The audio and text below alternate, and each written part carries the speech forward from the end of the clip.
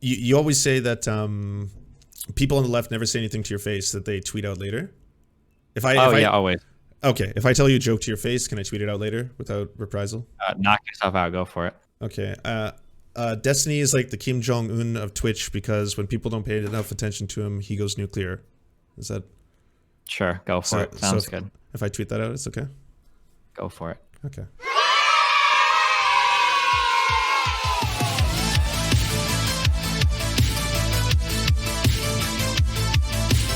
Okay, so that, because I'm not interested in like trying to do the gotchas right now or whatever, I'm not super mad or anything. So I'm just for a whole interview, or for an overview of kind of like the guiding thing of this conversation, it felt to me like there are a couple things that you were kind of dancing around or were uncomfortable addressing head on because you feel like you understand that it would have changed the nature of the conversation such that you wouldn't really be talking about a particular topic anymore. And those are the things that I'm interested in. So more specifically, it kind of felt like you're just like anti-military period. And then arguing about whether or not Twitch can advertise on the platform, like, was an extension of that belief rather than any type of rooted idea that they shouldn't be allowed to advertise because of some TOS violation or something like that. So that's what my questions are going to be geared towards that. And more specifically, my question is basically going to be, so one question would be, where should the military advertise if not on Twitch? I'm curious, like, what your criteria would be there. Like, where would an appropriate advertisement for the military be?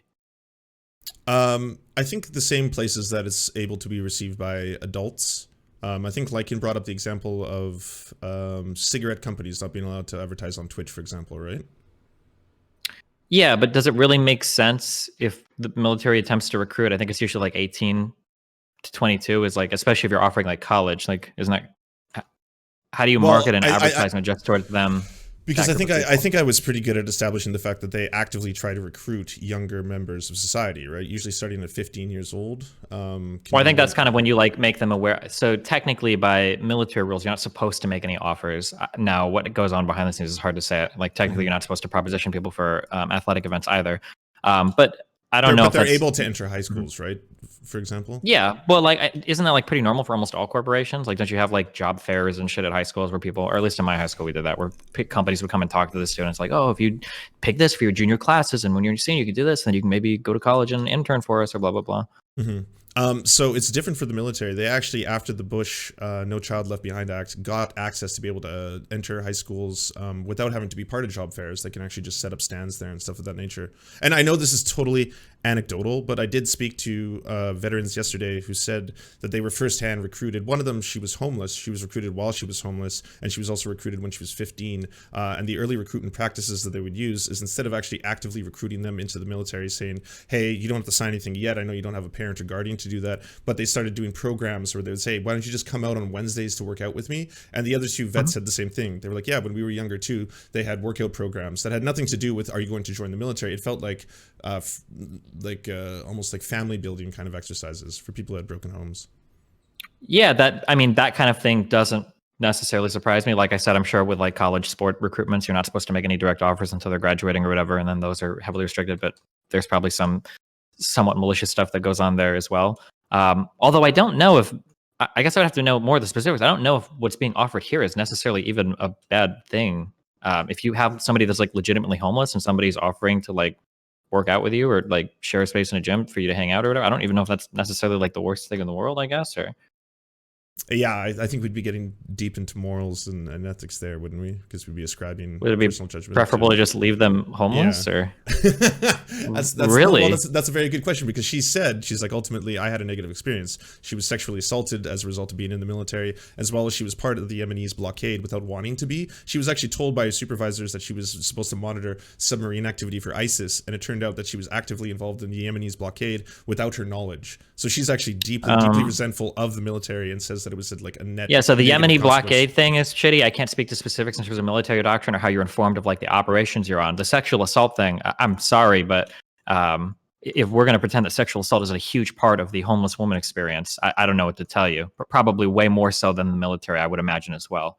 That's true. I wouldn't homeless women are exposed to a lot of like really violent, disgusting shit, unfortunately, as part of a huge problem with like women being homeless. Well, the difference being there, she wasn't recruited into being homeless. She was recruited into being in the military. So then The two aren't. Yeah, Like, sure. I'm directly just comparable thinking like if somebody is homeless, I feel like there's a lot of situations that are probably preferable to being homeless, but I guess it depends on what we mean by homeless too. I don't know if homeless that we're getting into the weeds here. I Okay. agree. Okay. Because like homeless can mean like I'll- like I live with my aunt and uncle and I don't have like a solid home, or it could mean like I'm literally on the streets and I don't have food security every night. I'm not sure what they mean when they say homeless. So depending on like, because if they're like staying with like family members or whatever and they get recruited into the military, that's pretty shit. If they're like drafting them there and they had other opportunities or other options, I can agree that like that feels really predatory. But if they're like homeless, like on the fucking street, I'm a little bit more like, okay, I don't know if it's that bad at that point, but I understand we're kind of like in the weeds on that one.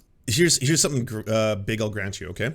Because I was thinking about this afterwards because I watched some of your review yesterday. When it comes to Lycan, I thought of the best steel man possible for him that he didn't even mention, and this is something he could have brought up to me, is the NFL, for example. He could have said like, well, Lance, if you're okay with banning the military, are you okay with banning the NFL? Like the NFL has high rates. Well, he already kind of brought that up with the boxing example, I think. Oh, yes, yeah, that's kind of related. But the NFL is like a good example because they are on Twitch, right? I don't know if the boxing league is on Twitch, but the NFL actively shows like games and stuff like that.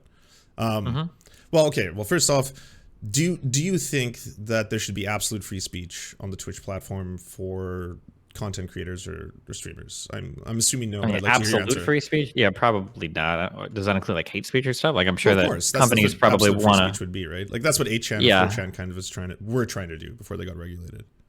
I mean, I'd imagine for any company that's going to be selling like advertisements, that's probably going to preclude absolute free speech. I don't think any company would survive that way right now. But I'm talking about you. Like, if you were running Twitch, would you allow for complete free speech? Like, it doesn't. Are you asking me like in a world where I have like infinite money, or in a world where I'm also where trying you to create a secure Twitch, finance? like you're the CEO of Twitch. You monitor. Yeah, I don't think you monitor can have this. absolute free speech. The platform wouldn't be viable. You'd have a lot of people that would shun the platform. You'd have a lot of advertisers that would shun the platform. Like, yeah, I don't think it would be viable with absolute free speech. Do you have an idea in your head where you would set the boundaries for that? Because I didn't even think about this going in, but this ultimately does have to be a conversation about, because you want to isolate. Why do you want to kick out the army versus something else? Is it just because you hate the army? Because that's not really a rational decision, Lance. That's just you, right? Do you have like a kind of like a guideline? Yeah, so I mean, like, it just seems to me that like I don't see, in terms of like all the people that come and advertise on Twitch, I don't see a problem with like military recruitment being one of them. I think there's a lot of types of jobs that you can work as a kid. I don't think that joining the military is necessarily a bad thing. I know a lot of people have positive experience with it. I know there are a lot of people that have negative experiences with it.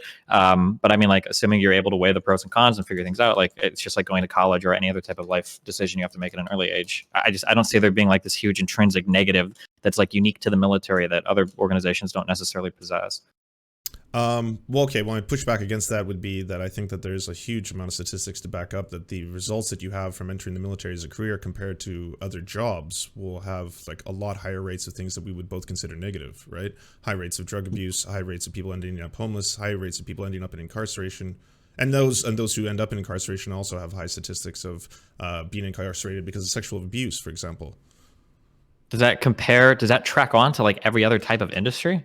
Yeah, like so the military is just default higher in all of those cases. Like, right. So that is a really good point, and that's the one that I wanted to be able to talk about here. So, for example, Lycan brought up cops. He's like, Lance, would you ascribe this to cops? Do you know about the police 40% rule? is this the domestic violence one? Yeah. So 40%. Yeah, that's totally fabricated. It's completely fake. Yeah. What? Yeah, I hear this thrown out by lefties all the time, and I tried to look this up. And maybe you have different research for it. When I tried to research this, I found that like one time in front of Congress in like 1980, somebody referenced some study, and I never could find it ever. It might have been like an informal poll or something of like 10 cops, but I could never find like an actual study on this. I hear that thrown around all the time. If you want to look for it, I could be totally wrong, but I looked for this quite a bit because I was really that's a really extreme claim. It was like 40% of police officers like are engaged in domestic violence, which is way over the norm for U.S. families. But I could never find like an accurate citing of that figure. Wow. Okay. Well, if that is something that's false, I'll have to go back and look it up. The article I'd been reading was what is it? MSNBC, The Atlantic. I don't know if they're both citing the exact same study. Sorry, you're the first person to ever tell me that you think that it's 100% fabricated. All right, let's look it up. Here's like an Ask Social Science thread about it. I'm sorry, I don't have this like right now, but I mean, I look for that because obviously if I'm going to argue about shit, I want to know if somebody's going to bring something that's going to like sink whatever I'm going to say. But I really tried to find this and I couldn't find it. This is an Ask Social Science thread about this thing that was posted a year ago, but it wouldn't surprise me if I'm being like charitable. It wouldn't surprise me because of the types of people that tend to be cops if they were overrepresented in domestic violence. I mean, that wouldn't be surprising to me, but just that particular 40% claim, all I could find was that somebody cited that in front of a congressional panel at one point in time, but like the actual study itself or anything like couldn't be like. Well, I've like the first Google search pulls up a Yahoo Life article, and right away it's referring to a study that actually demonstrated that between. Yep, they all refer to the study, but then I think I'm going to link you. It might be this having trouble loading. I think this is what they all refer to though, is like this particular thing, and it just says like a study. Mm-hmm. Everybody in your chat that's super asked about it. If you guys have a study to like the actual thing, then go for it. Knock yourselves out. I mean, I know you all are really mad right now, but yeah. We can't do this thing where you just get angry at my chat the whole time, because obviously I'm not getting angry. I don't know if you're inviting someone to share a link or whatever. Like I also I don't know why you do that. I'll be totally frank, because like I couldn't have a conversation with you and read your chat at the same time, because I know they're probably saying the worst things about me, like, oh, he's a snake, he's spineless, he's like, all the fish emojis are probably flying all over the screen right now. But I would find that overwhelmingly distracting. Oh yeah, I don't think it is. I was just trying to make sure everybody has good information available to them. You know. So if anybody has the link, share it. We can all, and it's a good opportunity for that. And I'm making them happy, because if somebody links me the thing, they'd be like, "Look, we all shit on Destiny," and then they'll all like celebrate together. It's like I'm looking out for everybody's happiness here, Lance. Okay. All right, absolutely. Okay, so I again. I've pulled. But anyway, I'm sorry. Go for it. I would just, without any evidence at all, I would probably believe that police officer families, because of the type of people that tend to become police officers, it wouldn't surprise me if they were overrepresented in domestic violence. That wouldn't surprise. I would probably just accept that. Okay, I've got face value. Sure. Yeah, I've got numerous studies popping up here now. Johnson LB 1991, 1992 study from Washington D.C. The printing office. 40% of domestic families experiencing violence from Joshua Klugman, the associate professor of sociology and psychology. Another study. Like this is Okay, so there's multiple sources on this. Here, can I send you this one? Yeah, I guess we want to. I'll check it out. Well, again, I don't want to hold this up, because like I hate when conversations go to this house and like, did you not know this? Oh, that's not true, and then we just go back and forth until we've. So if you are being charitable, the reason I like when you say you think of that as a gravitational thing, as in people are predisposed to want, or people who would want to enter that job force would do that. I personally see it to be exact. Real quick. Oh yeah, go ahead. Fuck. Okay, sorry. Okay, because I read what you linked me. So real quick. Okay. Yep. 10% of the spouses of ostensibly police officers, I think, reported being physically abused by their mates at least once. The same percentage claimed that their children were physically abused. The officers were asked a less direct question. So the police officers were asked a less direct question. That is, if they had ever gotten out of control and behaved violently against their spouse or children in the last 6 months. We did not define the type of violence. Thus, violence could have been interpreted as verbal or physical threats or actual physical abuse. And then that's where the 40% comes from of the self-reported police officers that said that they had gotten out of control with their... approximately at that point, 40% say in the last 6 months they engaged in it. Yeah, but I think that would be slightly pedantic to say that this isn't enough to constitute abuse by my definition, if I don't particularly like agree with that. As a survivor of domestic abuse, I personally would say that there is a significant difference between somebody shouting at somebody versus like people starting to physically strike people. I have been involved in situations with my fiance where we've like shouted at each other, where maybe that might fall under that 40% figure, but none of that is even remotely similar to the actual physical hands-on like domestic violence that I experienced 11 years ago. That it's not even remotely similar. Now, I'm not going to say that either type is okay. Nobody should obviously shout at each other. I'm just saying that like when you throw out the 40% figure, the idea is that 40% of cops go home and beat the shit out of their significant others, which I don't think is fair to say. That's all I'm saying. It's not super relevant. But no, totally. And of course, like lived experience and personal experience is important, but also at the exact same time, we'd have to use a standard, right? One that obviously most people agree to. So within the standard definition of what is considered abuse, even if it is mental abuse, for example, in this survey, that is still resulting in the 40% that we're seeing. Sure, but we would have to hold that against, well, what is the standard in society? I don't know if we poll people in society, what are the percentages of people that like get angry at this is the standard in academia, clearly, right? Because it's being used for this sort of study. It's not. No. Standard in academia is not abuse, is considered like whenever somebody raises their voice. If you're doing like a more particular survey, I think that's why in this article, it's very clear to point out that this is exceptional, the way that they do it, right? Like the reason why they come out and say like... well, they have to explain their methodology, otherwise it would be pointless. Well, sure, but I'm just saying that like I don't think that the standard in like social sciences when you're reporting abuse is like somebody got mad and shouted at somebody. Like that would be clearly delineated. Usually when you talk about like domestic violence and whatnot. Okay. But okay. All right. Well, anyways, the reason I was bringing that up is because you look at that from a perspective of police officers will commit that violence because people who are predisposed to that kind of activity will gravitate towards that job, being a police officer. It seems to be the case. That's anecdotal, though. My experience with police officers and everything is that they're generally fucky people. So for me, I look at this as if the training and the way that the condition within these organizations is producing these results more so than I think. And the same thing with the military. Like, I think high rates of either sexual abuse and or violence that's being committed by military personnel or veterans is not necessarily because those individuals gravitated towards that job in the first place, looking like they were predisposed to that violence, and that's why they became military men.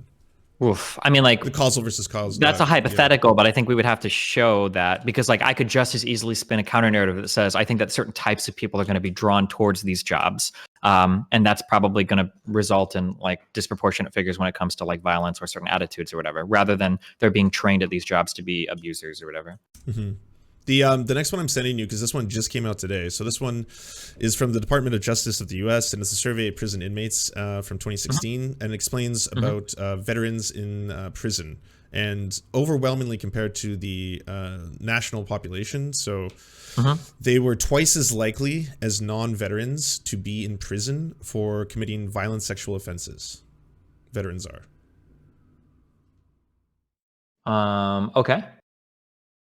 So that relates back to, again, this seems to be an occupation in which it's producing violent effects in the people and the members that are part of it, whether or not you would be going to jail. So just real quick. Okay, I'm trying to be rhetoric dusty in 2021. That statement, you can say that, but you have no demonstration of that whatsoever, right? Like if I were to host a job fair. Yeah. No. I'm saying that you can't show that like the training is what turns them into those types of people. You would have to demonstrate. Oh, true. That. Oh, yes, absolutely. But I'm saying, these are the end because results. We're looking at the end results of what happens, right? Sure, I understand. But again, like if I had like 4 job recruiters on site, one was recruiting for Google, one was recruiting for Amazon, one was recruiting for Facebook, and the other one was recruiting for police officers or the military, right? And I did a longitudinal study following all the people that joined those 4 different groups afterwards. I'm going to find a massively disproportionately higher amount of all sorts of violent crimes probably being committed by the people that joined the police or the military or the construction or whatever, just because like so many of these things track onto class issues so hard as well. Right. But I would posit that I don't think you're going to see those kind of rates being replicated in jobs that are nonviolent. Jobs like do we think that? So this is spurious, right? I'm just saying this based on the research, but I don't think you're going to see construction workers who are ending up in jail for twice the rate of sexual offenses, for example, than they would other. Parties. So that would and I be don't a question. think you would make that statement either, right? Sorry to keep on trying. Maybe I don't know. I actually wouldn't surprise me. Maybe not that particular one, but like as a general statement, it wouldn't surprise me, for instance, if blue collar workers ended up in jail for violent crime more often than white collar workers, just because of how these like issues track onto class so much. That wouldn't surprise me. Do you think that would be entirely surprising, or not in? Well, I don't think it would be surprising to me if that occurred at a higher rate or an equal rate to the military. If it was for blue collar, but that's not what I'm asking. What I'm saying is that it's true. probably more likely that blue collar people commit crime, and I don't think it's because as a construction worker you're trained to be violent. There's like a big selection bias going on there. The blue collar crime workers commit crimes. You would have to show me studies or stats on that, though. You can't even conceive of that, but you really think it would just be totally equal throughout the? Is that conceivable that you think that would be equal? What's your justification for that statement? What is your basis for that? Why do you think that? Okay, I'm going to answer this with another question. Why do you think so many black people commit violent crime? I think they disproportionately commit violent crime because of societal conditions, historical conditions, systemic racism, systemic oppression, white supremacy. Gotcha. Okay. So a lot of this is going to overlap with like the difference between like blue collar workers and white collar workers, right? That you're going to have some forms of like systemic oppression. We can call this like class oppression. You're going to have forms of like systemic problems related to lack of education, lack of access to opportunity, right? So like if we assume that that's true, and I would assume that that's true, I'm not a race realist, right? I would assume that it's probably going to hold true that most people in bad socioeconomic conditions compared to people that are in more privileged socioeconomic conditions are probably also going to like disproportionately commit things like violent crimes. That's going to be like an assumption. Okay. Yeah. All right. Yeah. Fair. Yeah. Okay. Yeah. That's totally fair because one of the biggest precursors for crime is poverty. So I'll being single parent households, having two parents working, not being able to afford after school programs. Yeah. Sure. Yeah. But that doesn't go back to the relation between this particular job and other jobs. Then, so you're saying that yes, and I probably agree with you. There's probably going to be a demonstrable higher rate of crime amongst people who are poorer. That's just the way poverty and crime are related to each other. But that doesn't change the fact that if you were going in and entering a job, say to become a construction worker or a pizza delivery person, that you were going to have the same and comparable rates of these exit statistics that you do with the military. Yeah, it might not be the same, but comparable might be a question. Like, let's say, for instance, let's say that the number was 10% for white collar workers. Let's say that it was 25% for military people. And let's say that it was 21% for blue collar workers. Do you think at that point we should say, like, okay, well, hold on, I don't know if blue collar people should be recruiting either? Like, what are we holding these rates steady to? Well, okay, here's a direct example back to the cop one. I know that you don't think that it's comparable to say that physical and mental abuse are the same, but say we take that broad definition of both physical and mental abuse. Within the general population, it's experienced at 10%. Within police, it's experienced at 40%. That's the difference. Well, but that's the reason why. So like I can consider that. Okay, let me be very clear. I can consider that like mental abuse or like verbal abuse is abuse 1,000,000%. I would absolutely say that can be the case. But that 10% figure you're citing for like the common population, that 10% number is probably like a physical violence number or like a severe mental abuse. When the same standards are applied to both groups, it's 10% versus 40%. And again, would you say the one group is overwhelmingly, or sorry, you don't differentiate between the two categories? I'm lumping the two categories in together for you for you there. Wait, is that hold on one second. I'd be curious if that 10% measured, if that 10% question was asked towards non-military people, the 40-10% one. I'd be really curious about that. Yeah, me too. I would be very surprised if 10%, this is totally anecdotal and I could just be totally wrong. I would be shocked if only 10% of American families had an experience where like a husband or wife were like shouting at each other. I would almost just not believe that on its face. I would be shocked if that was the case. But we'd have to dig into this, unfortunately. I guess I can just grant you this. And then we could kind of move on from there. So do you think that like if a certain occupation, okay. So the argument that you're making essentially is that you think that it's not certain types of people being drafted into these occupations. You think the occupations themselves are just training people to be like this? I think it would be facetious of me to suggest that there's not a certain percentage of people who do gravitate towards those kind of jobs, like being a police officer or the military, because of course, they enjoy the power dynamic or whatever it comes from being violent or an authority figure. But when it comes to the military, the statistics show overwhelmingly that a very large portion of people who join it do not join it for those reasons. They don't join it either for the glory of the American empire or to be able to kill people overseas or stuff like that. 46% of respondents said they did it because of the prospect of having higher education. Yeah.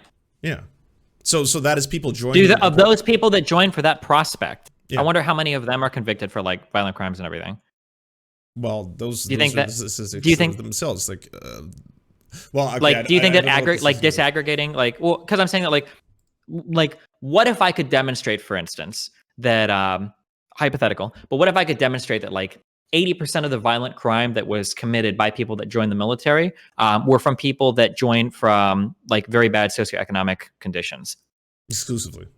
Because not exclusively, they're like 80%. They're like a massive, like that you could explain a large amount of the gap between what wealthy, like normal white collar workers did or whatever you want, or the general American population. If I could explain that gap, if I would say, by the way, let's say that I can make this statement. If we were to just not recruit any more poor people into the military, then the rates of domestic violence, rates of suicidality, all of that would more or less start to fall in line with the normal population. It would be roughly equal. So you're saying if poor people weren't in the military, we wouldn't see those high rates, basically? No, yeah, hypothetically. Let's say if that was the case. You'd have to prove it to me or demonstrate it. Like, I wouldn't take that on face value.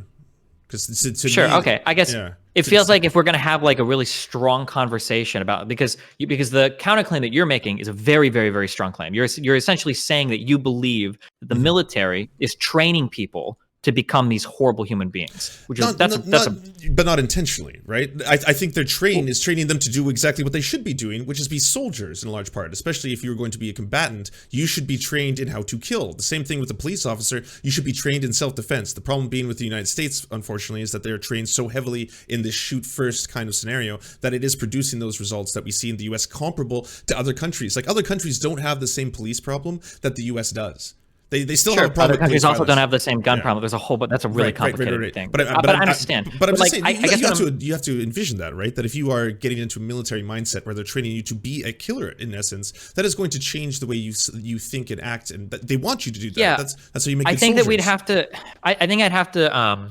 We would both have to pull in people because I don't want to be accused of bias or whatever. But like, my understanding of military training is that you're not showing up like every morning. It's not like Attack on Titan where like every morning you're practicing like shooting at targets and murdering people and blah, blah, blah. Like there's a whole bunch of military training, especially depending if you're in the Army, depends on what your MOS is. If you're in the Navy or Air Force, depends on what your particular job is. Like that like the idea of like killing people might be like an incredibly minimal part of what you do in the military. Like a very, very, very, very, very small part. Ideally.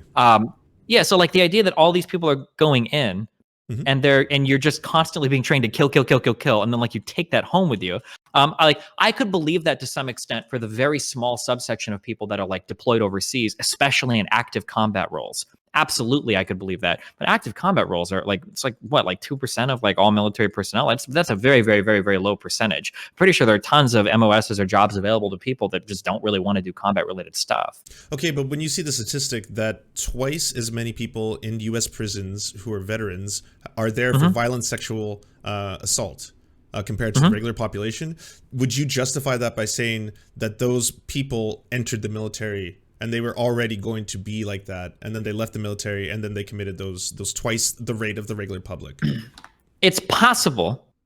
But like, there's a lot of things that are possible there. I know you're going to say that it seems crazy, but I'm going to still push back on you because you're just trying to basically feed me the idea that like the military trains people to be rapists. But I could conceive of off the top of my head, I could conceive of two immediately valid hypotheticals that would need to be tested. One, and this would actually be a positive in those numbers. One, it might be that the military has very stringent like self policing policies to where if you are caught doing that type of fucky behavior, you are absolutely charged every fucking time because the military doesn't want that shit because it fucks with the entire image of the military and it damages the U.S. military. So it might be the case that if you sexually assault a woman in a normal workplace at fucking Facebook or some shit, Zuck walks by and he's like, fuck it, like, fire the dude or whatever. But in the military, they're like, yo, tribunal time, you're fucked. Like, you're getting convicted for this. Like, this is like, you're dishonorably discharged, you're gone. Now, I don't know if that's the case, but that in my mind, that could be totally valid. And then it could also be the case that there's a selection bias to where, certain people enter the military that are more aggressive or blah, blah, blah, and they might be more prone to this. Like those are two, in my opinion, I think those are two perfectly valid hypotheticals. I don't know what the case is, but your case of just saying that like, well, I think when you go on there, I think the training just kind of like turns you into a rapist, or it can unintentionally. I think that's a really extreme claim that I think requires more vetting or validation. Do you apply that same line of thinking towards the high rates of suicide? The disproportionately higher rates of suicide amongst veterans than the general population? For veterans, I think that I think we should be clear that I think that's normally talking about veterans that are in like serving in combat roles, right? It's both. That's not just like what? It's both. It's both in combat roles, but it's also they have a much higher percentage of suicidal ideation than the general population. So you're telling me that somebody that goes to like the Air Force and just works as like a electrical engineer is going to come out with like a significantly higher, because most of the stats that I've seen revolving around suicide are usually for people that were deployed in a combat zone. I'm saying that would be a single anecdotal statement. I don't have that kind of information. I do know just as a generality, veterans have higher rates of suicidal ideation. Well, that's not really contended.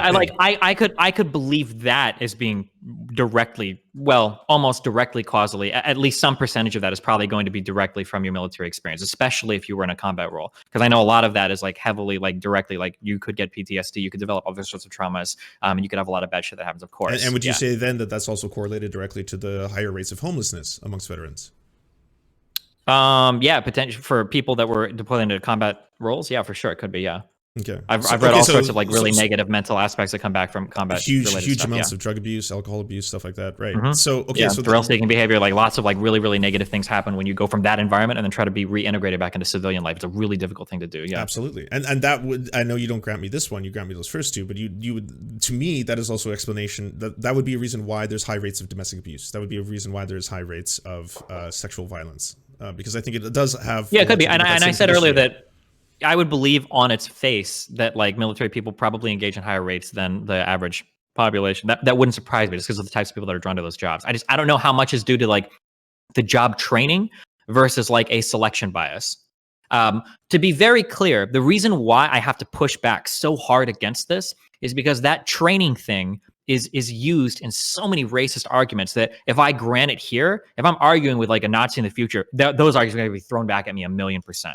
You know, when people say like, oh, when you go to the military, it trains you to be a killer, blah, blah, blah, just like how black culture trains black people to be killers, blah, blah. Like, I always have to push against that by pointing at the massive selection bias that occurs, at the massive socioeconomic lack of opportunity that certain people have. Like, these are the arguments that I have to wheel out to explain, like, disproportionate rates of violence between groups of people. I don't think you have to do that, though. I think those two things... I'll explain why. If a Nazi proposed that to me, I would straight up say I don't think those two things are comparable at all. You can't tell me that black culture is similar to the indoctrination, training, and the equipment of the military. Those are two very, very different groups. Like, if you're trying to... absolutely can. And even people in the black community have fought against, like, certain, like, especially like in the fucking 90s and shit, like the whole gangster rap shit or whatever. There are huge disagreements in communities about the types of conditioning that go on in popular culture, and rap especially. So I'm not disputing that there's that conversation. I'm just saying those two things aren't comparable. They're very, very different. Like, black culture versus the military and the way it's structured, those are two entirely separate things. Right? You could say that against the Nazi. You could push up against the Nazi. I think the comparison would be on its face, because the question would be, why do you refuse to accept that, like, you say that in the military they train you to be killers and blah, blah, blah, blah, blah. Well, my counter argument is that, well, if you listen to certain rap songs, they're talking about killing people and doing drugs and all that shit all the time. And actually, to go one step further, there is actually direct links to certain types of music leading to other types of behavior. Look at like the fucking Juice WRLD shit and people abusing benzos and stuff, you know, more commonly now. I think you can actually draw like really clear links to these types of behaviors. So this is just... Yeah. So again, my push up against the Nazi would be that I still don't think those two things are comparable. You would have to demonstrate to me how there was an organizational structure like the military has, which is very easily demonstratable. This is how we train people. This is what we do. This is how the organization is made. This is the combat you may or may not experience, and this is the end results versus black culture as itself. Like the two. Well, I can show you a direct link right now. Like, here are kids that listen to this type of music. Here are the lyrics that they say. Some of these artists literally die from ODing themselves, and a lot of people that are listening to it are now doing these drugs at higher rates. Like, I think it's a super clear. Like, this is one of the few things in life that I would say, like, organizational structure, though. That's a song. It is absolutely an organizational structure. There's a whole structure to the music industry in the United States, the type of entertainers that are producing music, and to the way that this music is distributed to the kids. Absolutely. Yes, there's a whole system behind it. Right, but that arguably larger than the military sometimes. I mean, it depends on, like, this is an international fucking conglomeration of companies and shit that distribute music. I don't know if that's true, but again, in no way is that comparable, because you're talking again about a music industry and different facets of it and how it's released in the media, and you're talking about, again, a very easily identifiable structure, a government structure at that, right? Like, it's definitely not a one-to-one thing. I don't think anyone proposed that. Listen, I agree with what you're saying about the music industry, because that's an argument that I would make. I haven't said anything about the music industry yet. Well, in terms of that, like, it's more multifaceted than that, right? I'm not just going to blame black people for a kid, you know, taking too many, benzos and killing himself, right? I think that it's more nuanced than that. Well, you said that you wouldn't blame somebody for that, right? Because you'd say it's a little bit more complicated. I haven't even entered the fray of that conversation. I've more just said that. Okay, I just heard you say that you would say that these two things are disanalogous because the music industry is more complicated, and you wouldn't just blame black culture for something that, like, a musician said. I think they're disanalogous because I think one is just a cultural thing. The other one is an actual institution in which we can actually track how they operate. Right. The other one is so nebulous. You're talking about something that is like I can't even wrap my head around trying to make those one-in-one comparisons. But anyways. Sure. Okay. Yeah. I guess, like, I think that selection biases are real. They're very, very, very important to understand, because they give us a lot of information about why people behave the way they do. And for somebody to just, like, blanketly claim that, like, in the military, because of your training or as a result of that, you become a domestic abuser, that seems to fly in the face of a lot of anecdotal data I know, which isn't data, just stories that I know. And then it also would need to be demonstrated that, like, somebody that would have gone into the military otherwise, like, there's a ton of ways that you can probably break out the data. You know what? I'll do a bunch of reading on stream because I'm curious about that. But just so I understand your claim better, you think that, like, your belief is that just that training on its own, if I took somebody that normally wouldn't have been an abuser, they have a higher likelihood of becoming an abuser just because they received that military training. Not just the military training in and of itself, being within that institution for many years, many years, and a culture that is reinforcing a lot of the negative things that perpetuate the results. Gotcha. Yeah. Sure. Okay. Gotcha. I'll take a look at that later. So then the question is if you believe this to be the case, and if that's your primary argument, why would you be okay with the military advertising anywhere? I'm okay with them advertising in the same places that they can advertise towards adults in the same way, like cigarettes and prescription drugs are allowed to be. But if you advertised. truly thought that like this is an organization that turns people into like rapists and domestic abusers, why would you ever want them advertising anywhere? Oh, why would I want them to exist? Well, ultimately, yeah, you're speaking my language, Destiny. I don't want the military as it is to exist. I understand just the pragmatic utility of the military. Yeah, so I understand. So we're trying to avoid running back, because what I'm saying is that, like, because if you want the military to not exist, that's a separate argument. But we're talking about the military. So the military does exist, right? Okay. So I'll answer. And it needs to recruit people, right? But Yeah. but if you believe that it's like so horrible that it shouldn't recruit, like, should it recruit anybody if these are the reasons we're given? Well, yeah, I think consenting adults should have the ability to join the military if they want. Absolutely, they should. Yeah. That's okay. So do you think that like should an 18-year-old have the option to join the military? If that's the legal age. I wasn't being flippant when I said to Lycan, like I think it's ridiculous that you let people join the military and not drink. So if it's 21, every single person in the U.S. feels the exact same way about that. I know. But sure. So then my next question would be that I think Lycan answer this. I don't know if there was or asked this. I don't know if there was an answer. I don't know if there was an answer given. How would you feel if, so I'm sure you noticed that on streams we can mark our thing as like 18 or older. How would you feel if the military was only allowed to advertise on streams that were marked 18 or older? Right. So I think I needed to clarify something because I got lost in the weeds with Lycan and I focused way too much on the domestic abuse stuff, and that wasn't being as clear as I could on this. I think the military as an organization which has a predatory behavior towards recruiting children shouldn't be allowed based on that. That should disqualify them, period, because they've already shown themselves to be disingenuous on the Twitch platform by trying to recruit people through contests and other means. Okay, so the contest thing, I was trying to find information about, but I couldn't figure out if that giveaway was ever completely fake. What did you ever figure that out? I tried to look stories up about that. The article that I ended up sending to Lycan was pretty clear about it. Just that I read the article. They just said that it violated the TS because they didn't make the terms and conditions clear on the giveaway after being directed to the landing page, which you're generally supposed to do for like lottery-related stuff. So that's like a mistake, sure, but like because the claim you're making is a bit stronger. Though. You're making it sound like they literally faked that entire giveaway, which. I think, no. I think ultimately they probably give the Xbox. Well, I don't know whether or not they do that or not, but the fact that they use it as a way of just clicking and getting you to recruit directly to the military, like I was trying to show Lycan, they've done that before. That's far from the first time they've done that. They used to do that. Well, sure, but like this is like almost how all giveaway. This is like a pretty standard. Like if you've ever heard of like a platform like Gleam, or there are other platforms where like, hey guys, I'm giving away things like here, like just click this and make sure you're following me on Twitter and Facebook. But, and then when you click on that, does it jump to another website that has nothing to do with the contest? No, right? It usually says sign up now, and you'll also get a whole bunch of like blah blah, and we get to send you newsletters and emails stuff. Oh yeah, right? Sure. So again, I'm not disagreeing that like they probably should have made the, or not probably. I think legally you need to make the terms and conditions clear on the landing page. My only issue is that the way it's being characterized is it sounds like there was a huge scam and nothing was ever given away. That was my issue with it. In terms of like, should they have been more clear about the condition? I think, yeah, definitely, I think so for sure. Well, yeah, that's one reason of many, but I think, yeah, well, that demonstrates not only they're going to be duplicitous in their nature, but that is just like par for the course with their recruiting tactics, which seem to be primarily focused on recruiting younger people, right? First of all, of course, because the military needs younger people, right? Of course, you don't want to recruit people in their 30s into the military, right? Yeah, so I'm against that. That's like, I guess you and me differ in that, right? Like you're fine with that. You're fine. Okay, so then. So on a more macro level, then you think that the military should shift their focus into recruiting like people in their 30s or late 20s, or no, whenever they turn legal age. Adults, okay. Adults should be able to make adult decisions. I don't think kids should be influenced into joining the military. Usually based on the fact that it's sold to them as something other than it is, right? Like, have you seen military commercials on TV? Like, have you seen those commercials? They're like, some of them are amazing. I'll give it to them, but it's got like a dude with a flaming sword and he's killing a dragon. Yeah, I've seen the Navy one from like the 1920s. It's not that old, but like no, 1990s is the one I'm talking about. I know. Yeah. Okay. So like the majority of the recruitment commercials that I hear, and I could be totally wrong. This is just what I hear on the radio and what I used to see on TV. The majority of what I see is the voiceover is like, hey, did you want to join the blah, blah, blah, blah, blah? Bet you thought that it was only this. Well, look at this guy. This is actually Frank, and he's now a systems engineer because when he joined the Navy, they taught him all about computers. Find out your opportunities. Now, those are the types of commercials that I used to hear. Now, I don't know if they're all about like fighting dragons and shit anymore, but usually when I see commercials, it sounds like they fucking ran down to some ITT tech and they grabbed a dude with glasses to sit in front of a computer and say like, hey, if you signed up to the military, you can be an IT guy too. That's usually what I see for military commercials or hear on the radio. Is they usually talk about like post military like job opportunities. A lot of the new ones too are about what is it? You'll join for honor. You'll have dignity. You'll join a brotherhood. You'll be able to become a responsible man or a responsible woman in your respective field. Stuff like that. Sure, there's some there. I'm sure there's some of that too. Although to be fair, one of the stated reasons why a lot of people are, for the people that are happy with the military experience, is because of the discipline they pick up in the military.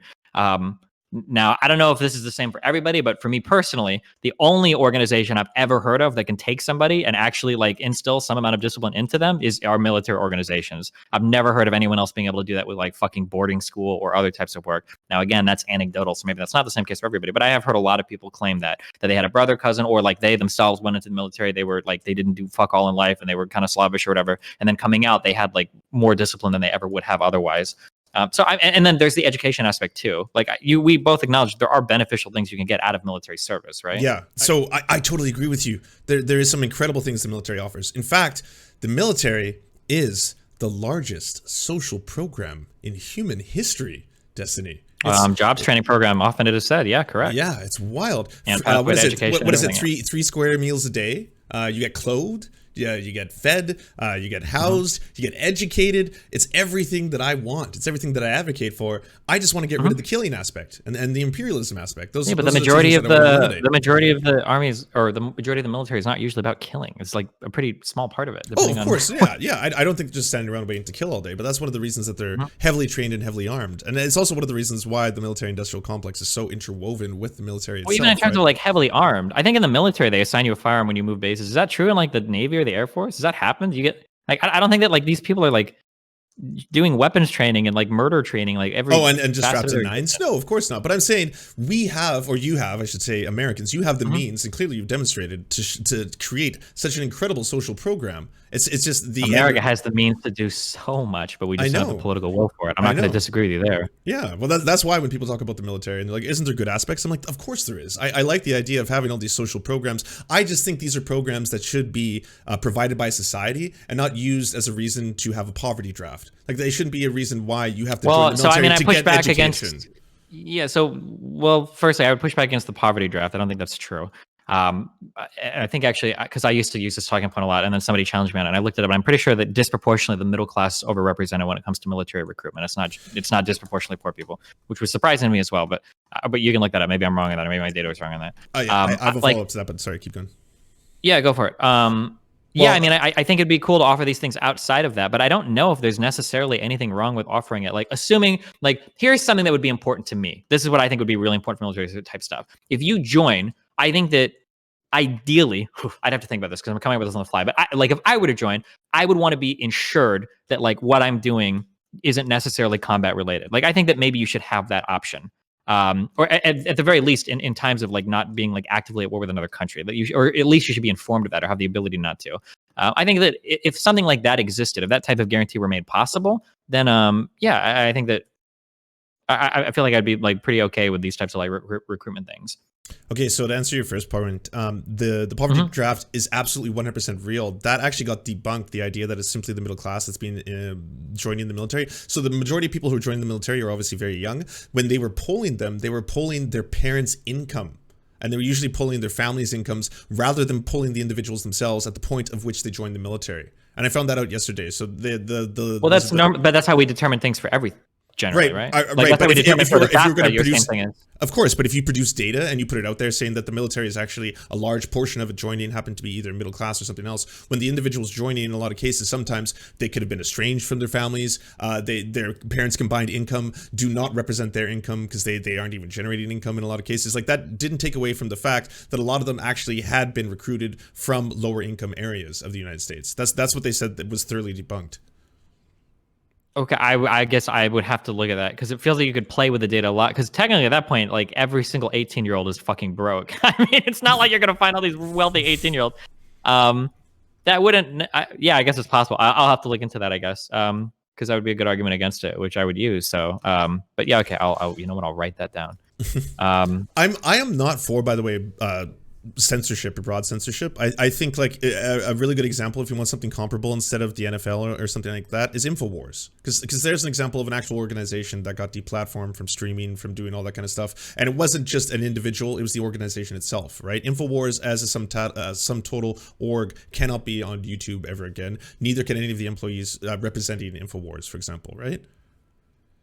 Yeah, wait, how does InfoWars compare to this conversation, though? Okay, so I was trying to make the example with Lycan that as an organization, the military, I would say if you put this, like the sum total of their actions together, I would say because of both the net negatives and the fact that you will have a whole bunch of risks by entering this, you could end up, you know, either homeless, high rates of drug abuse, all that kind of stuff, right? That it's predatory for children to join it. So I would say as an organization, it doesn't have a place on the platform. Why was the military any more predatory than like any other kind of job recruiter as like an organization? Are job recruiters allowed to go into high schools? Like not as part of fairs. My understanding, no, in not my as part job, of fairs. In yeah. general, can a job recruiter just walk into a high school? The answer is no. I think you know that, right? I don't remember. It's been a long time since I've been in high school. Well, me but too, I thought that dude, you but could have like like signs and shit up, but maybe they were all part of job fairs or whatever. But like, yeah, but a job fair is an actual, like they make a day of it. Like it's not like recruiters for Costco can just walk into a high school. Like, you know, that's true. That they would be laughed out of the room. well, there'd have to be like a setup for it or something, right? Well, of course it would be. Like I don't know if you're being flippant with me right now, because genuinely, like, Well, no, because wait, we were talking about like just walk in the room. Like the military won't do that either. You're not gonna be in the room and all of a sudden like an army guy will break in and be like, who wants to join, guys? Like that's probably not gonna happen either. No, but they're allowed to enter. Like, true, but they're allowed to enter school grounds, and then once they're on school grounds, they're allowed to speak to whomever they want, whether it's the principal or the teacher, and be like, hey, today can we do this? Can we have a workshop? Can we have a class? Or are we allowed to just stand in the cafeteria with sign-up sheets? That's the other thing they're allowed to do. They're allowed to just be present in the school and walk around and be like, hey, kids, have you heard about this? Have you heard about joining the military? This is a future you could have. so I would be okay with that if private companies can do it. I don't know if private companies are allowed to or not, though. They're not. I mean, if they're not, then I wouldn't be okay with that. But I don't know if this is true. That the military can do that? So the military. So you're saying that like I mean, like I'm not trying to be snug. I don't think that I don't think that the military should have exclusive access to a high school to advertise job recruitment. I think that's bullshit. I completely agree. They shouldn't be in there. Yes. Yeah. Like maybe like universities should be, but otherwise, yeah. But I would have to look that up. But yeah. But I mean, if that's the case, I obviously wouldn't be okay with that. But I don't see a problem with having like military recruiters as like part of like a job fair or whatever alongside any other job. Fuck. Okay. So I'm seeing a lot of people say things like Microsoft literally used to host workshops at my school looking to recruit students. They absolutely are. Local companies were permitted to recruit my high school multiple times. I just don't have the information here, unfortunately. No, fair enough. And like, but okay. I don't. I think people in your chat are probably completely correct that there are workshops or there are things that they set up. I don't think though that there's any situation in which like a company is allowed to just enter high school grounds for the purposes of recruiting without having to set something up in the form of, like you said, a job fair or a recruitment day or a recruitment fair or something like that. Like, can a member of Costco or a member of Microsoft just walk onto school grounds? I think like we both know the answer is probably no, right? I really don't know. I just don't, because I've never seen a military person do it either. But I saw that would be really fucking weird to me.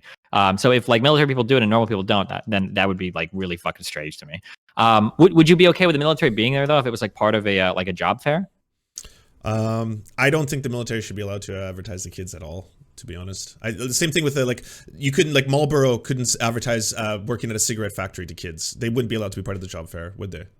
So what about like we set a standard on what we can or cannot allow in that job fair for kids, right? Sure, but like so something less benign, but like you would be okay with like any other company advertising there, just not the military? Specifically, the military would be amongst the things I wouldn't want, but there's other things. Like I wouldn't, again, I probably wouldn't want it like a tobacco company trying to recruit children either, right? But I'd have a much bigger argument for the military itself. Sure. Okay, so what about like job fairs that are restricted to like seniors in high school, like people that are 18 or older? If that's the age at which they're allowed to recruit, I'm okay with that. Okay, so job fair stuff. Again, for, it's wherever we establish that they're adults. It's no longer predatory. They're no longer trying to appeal to children, right? They're adults. At which point, I would then want to construct a secondary argument about whether or not we're doing this exclusively to recruit poor people, which I still think the poverty draft is a thing. Like I haven't really ignored that either. Oh shit. Okay, fuck. Okay, I just have to read this just so we're clear. Yeah. Destiny, from the article that you just had open, do schools have to allow military recruiters on campus? Yes, but only if the school already allows colleges and prospective employers on campus. Federal and state laws require that high schools give military recruiters the same access to campuses as the schools provide to other people or groups who tell students about job or career possibilities. If that's the case, assuming this quote is correct, then I'm okay with that. I think it's weird, but like I also think it's weird that companies are trying to recruit kids at 16. But if private companies can do it, the military has to be competitive with those private industries. Yeah, fair enough. Now I'm trying to pull up. Someone's sorry. Okay, so we're okay with the military recruiting kids in high school as long as they're 18, because you wouldn't consider them kids anymore. They'd be 18. Are you okay with universities trying to advertise to kids that are beneath the age of consent? So if they're like 17 or 16? Yes, I am okay with that. And I know that was the example that Lycan was trying to trump me on, but because I still don't think. Yeah, so I'm kind of curious, because in some ways you can argue that the university commitment is more serious, because I think for your military contract there are ways to get out of it, but like okay, well, for your I'll bring up the biggest point of all. None of the things that you've mentioned so far in the sum total of our conversation have been things in which if you enter into them, you have a contract that if you break it, you go to prison. That hasn't applied to any other example that we've mentioned so far. Correct? Is that the case? I don't know. That's 100% the case with the military. Yeah, that's like what I'm asking, if you default on your student debt and you don't pay it, I know they can garnish your wages at some point. Do you ever go to jail for not paying your student debt? I don't know if that's the case. Also, no. In the United States, we have a very special condition that student loan debt cannot be discharged in bankruptcy. Why that is the case? I can guess, but yeah. Also, I'm pretty sure there are ways to get out of your military contract, your 4-year contract, that don't involve you going to jail.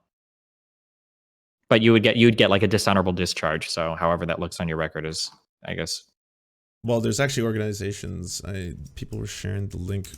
If anyone here is in the military, well, I'll admit, you probably can't leave in some circumstances. Like if you're in the middle of a deployment, you probably can't like leave at that point. That would probably, yeah. But in terms of like if you're working like a normal job, domestically, and you want to leave, I'm pretty sure you can get out of your contract. You would just get a dishonorable discharge.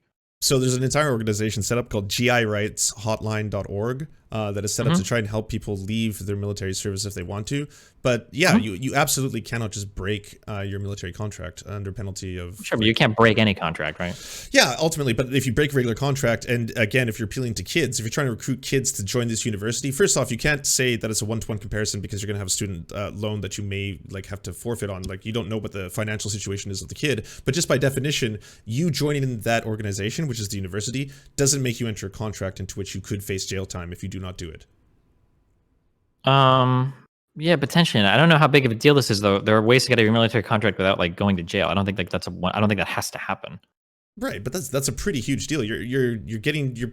You're doing something, in my opinion, that is predatory towards children that could lock them into a contract. I mean, we're obfuscating. Well, we keep saying predatory towards children, but it sounds like you're saying like literally advertising anything about like what you do after you're 18 when you're before 18 is predatory towards children, which is kind of a weird standard because we do this all the time, right? Well, no, recruitment tactics aren't just being like, hey, by the way, here's a TV ad and now we're done. It's conversations. In the case of the individuals I was speaking to, the veterans I was talking to, they were actually doing like weekly events with them, in order to foster. Yeah, this sounds like good recruitment tactics, but universities will do the same shit. You'll have like fucking, in my high school, we had dual enrollment at some universities and they would advertise their college to you, or people would come onto campus and like, it seems like people, you'd have like recruitment tactics are used by all sorts of people. Universities the dual enrollment thing, I didn't know what that was. Oh, dual enrollment is like, you take a class, it's at a high school, but it's also like a university class instead. So sometimes you'll go to the university to take the class. Sometimes you just get credit for it. Like, yeah.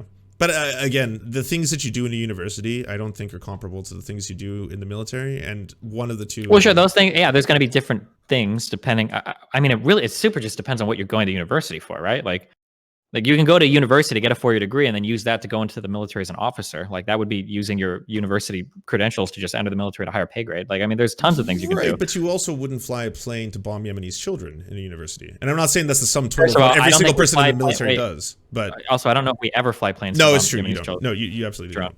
No. But I'm just saying as an example, right? You you're not going to do the same kind of things potentially in a university to what degree that you would in the military. Like they're. Again, yeah, I guess, not but directly comparable organizations. But I mean, potential, like I don't think that's relevant to the conversation. Like, we need a military. We need to recruit people into it. Like, you might have some crazy shit that comes up as a result of like what you do in the military, but I mean, you're going to be relatively well informed, or you should be, in terms of what that is. I don't think anybody like randomly winds up in front of a screen like pushing drone strikes, and they're just like, "Holy shit, I had no idea." Unless you're like Ender from Ender's Game, I guess, and you're tricked at the end of the book. Like, how many people do you need in the U.S. military as standing personnel? Because right now it's in the couple million, right? But in order to maintain the U.S.'s like global hegemonic power that it is, you don't need the same numbers that you have. Like, there's not as many standing military interventions that require the same levels of recruitment that they have right now. yeah, but the military does like all kinds of. The military is not just there to like invade people, right? Like, the military is like a very, very, very widespread thing that like does a whole bunch of different types of like work, right? Yeah. But work, I think that should be done without a military. I think you should be able to go to school and get fed and get educated by your government without having to also potentially. Yeah, I understand that, but that's not at all related to this argument, right? I don't even because using that same thing, I could argue against literally every single recruiter ever. Like, I don't think that Facebook should be allowed to advertise that they're going to pay for your degree if you'll go work for them. You should be able to get that for free. Like, we could use that same argument against literally every single recruiter for everything. Oh, as an actual organization, as in society should be providing that for you versus Facebook. Yeah, you could say that for every single offer that any company could make, we should just provide for free, and then we could use that to argue against literally every single type of recruitment ever. I don't know. Did you get all the answers you wanted out of me for this one? Because I kind of wanted to ask you about something else, but I also don't want you to think that I'm pivoting or snaking or weaseling or yeah, sure, whatever animal cracker you think I'm doing. Yeah. What's Can I ask you about your favorite? You can ask me anything you want. Okay. I saw you go on a panel not too long ago, and apparently you have a new version of the N-word debate that I wanted to ask you about. No, it's my same position as always, but go ahead. Okay. Tell me if I'm wrong and steel manning you here, okay? Originally, you contended that it was okay for you to say the N-word in private if you were in the company of friends who you knew were also not racist.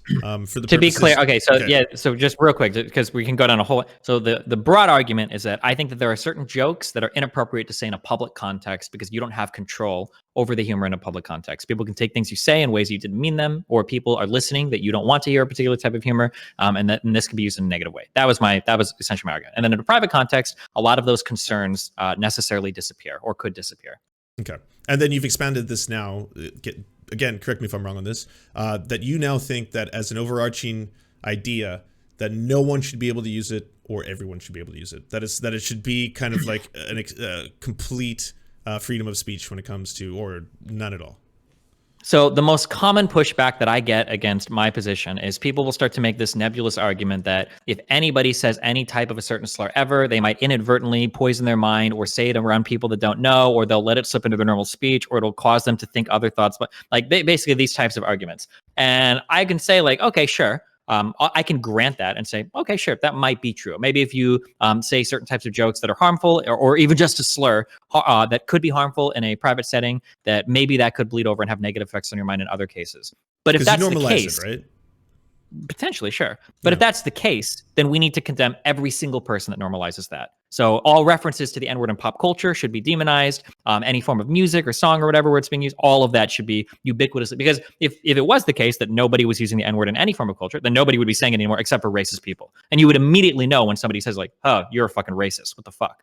And that would just make things super simple, I think. It would be way more consistent. Because trying to float on this weird, like, well, it has to do with reclamation, even though it's being massively sold and profitized to white audiences and is causing them to hear the word way more, but it's different because like blah, blah, blah. It's like, okay, well, if you're going to say that there's some damage that occurs in some private setting, you have to acknowledge that there's some damage that occurs when that word is constantly flaunted in front of everybody in like massive pop culture where tons of people are consuming it and sharing it and everything as well. It's probably not good too. Does any of it have to do with the double standard? Out of curiosity? Double standard? No, I don't think so. Like, because I mentioned standards would be different. Well, standards would probably be different than versus in-group or out-group, I think, right?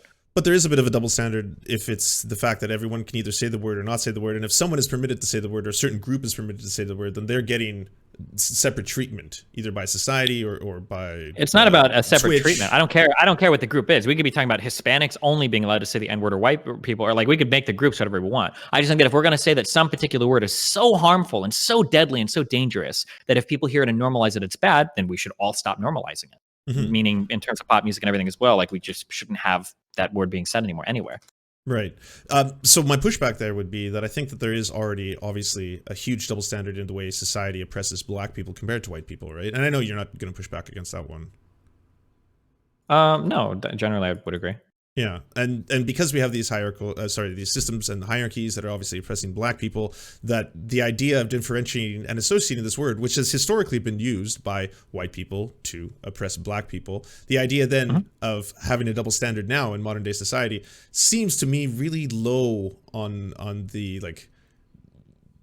If I agree with you in principle that no one should say this word altogether, but I think you can only apply that standard once you have actual equality. Because until we've ended something... Wait, that whether or not we have equality or not, because it doesn't matter. If we're agreeing, because now we're making some very weird out there argument. If we on its face agree, this word is really bad and nobody should say it, or like we need to reduce it from our vernacular as much as possible. I was like, okay, cool. Then like nobody should say it, including rappers. Like that's like a disgusting word that like needs to be gone. And like there's people in the black community that will argue this too. Richard Pryor was a huge proponent of this. He would never say the word again after he went to I don't remember what country he went to. But there's a famous speech that he gives about how like, oh, I went there and I didn't see any N-words anywhere. You know, we were all just black people and everything was cool and beautiful and chill. And I'll never use that hateful word again. You know, Dave Chappelle's had issues with this. Chris Rock's had issues with this. Like, it's not even like people act like I'm making like a super contentious claim, but like there are people in the black community that will debate whether or not like rappers should use like this particular word as well. I don't think that's that crazy of a statement. I'm just saying if we're going to say it's so fucking harmful that white people rapping along with a song is going to like cause harm, then we probably should like try to get rid of it as much as possible. But in your examples, I think that black people have a right to basically have a debate on whether or not, you know, it's being said within their own communities or how they utilize it. You don't? That's ridiculous. That black people have a right to decide whether or not they use language within their own communities? You don't, well, it's not within their own communities. You don't have a right. That's the sentence I just said. Sure, but that's not the debate that's being had. No, if you want to argue whether or not you can say something in your own communities, that's my argument. That's the private language argument. But we're talking about like pop culture. We're talking about like what is popular in entertainment. And, well, no, we're talking. True. You don't get to have. We're talking large scale, you don't get to have you don't get to have an individual conversation in your community about something that affects the entirety of the public. That's just not something. Like you have to take into account how it's affecting the public at large. It's part of being like part of being a public figure, right? Yeah, of course. And at this point right now, it seems to be this strange. I think it's like you mentioned something that is confusing to you. Like, what if someone is Asian and are they allowed to use the N-word? What if someone is there's a lot of like silly like exceptions and things. Right. And so as a blanket statement, would you not think it would be fair to say that currently, as it is, there's a hierarchical structure in which white people have been and are still continuing, you know, the white supremacy from an academic standpoint is that white people are still continuing to oppress black people. And as a result of that, this is like a double standard that I don't think is too much of an ask. Like white people should just not say the N-word in general. I'm like, in terms of prescriptive statements, I don't think I would necessarily disagree with you, but we're just talking about like the impacts that like certain types of humor or jokes can have like on a broader scale. If we really want to get rid of the N-word completely, then we should just have everybody stop saying it. I don't think that's that contentious of a claim. That's like super simple, I think. I think it's super simple, but I don't think it's fair to do well one group. It's not about what's fair, right? If we were to take gamer bros that are using the F word, the F slur for gay people, and they were to keep making the argument over and over again, oh, well, like we don't think that like it's that bad. We're not targeting gay people, blah, blah, blah, blah, blah. You would ignore. Now I know everybody wants to say like, oh, it's different. It's a reclamation, blah, blah, blah. You would ignore every single argument they would make. And what we would do is we would appeal to the end effect. And we say, well, the end effect, we don't care how you use it. It's causing a negative harm to society.